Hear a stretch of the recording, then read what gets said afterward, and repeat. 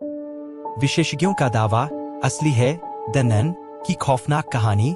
सालों पहले एक चर्च की नन के अंदर घुसी थी वो आत्मा।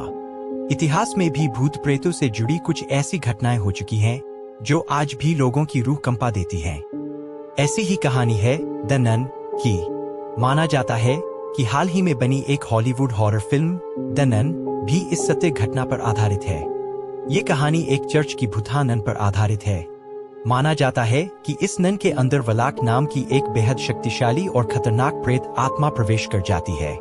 ऐसे होता है ये सब। इस कहानी को लेकर भूत प्रेतों के विशेषज्ञों की अलग अलग राय है। विशेषज्ञों की एक थ्योरी कहती है कि सैकड़ों साल पहले कैसे एक बूढ़ा व्यक्ति अपनी अधूरी ख्वाहिश लेकर मरता है, जिसकी वजह से उसकी आत्मा एक चर्च की नन के अंदर घुस जाती है।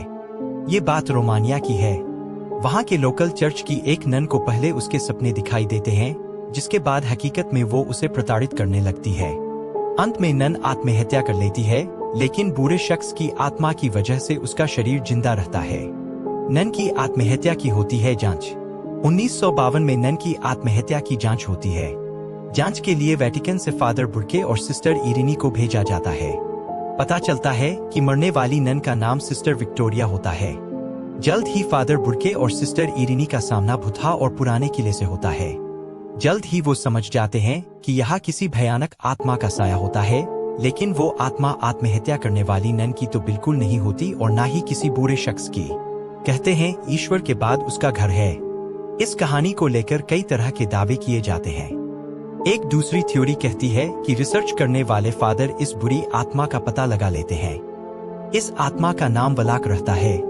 वलाक के बारे में बताया गया है कि यह एक ऐसा दानव है जो अपने काले पंखों के साथ 2 सिर वाले ड्रैगन की पीठ पर सवारी करता है। वलाक का इलाका वहां से शुरू होता है जहां से ईश्वर की सत्ता खत्म हो जाती है और इसी वजह से उसे हराना मुमकिन नहीं होता। कई कहानियों में वलाक को प्रेसिडेंट ऑफ हेल, नर्क का राजा भी कहा गया है।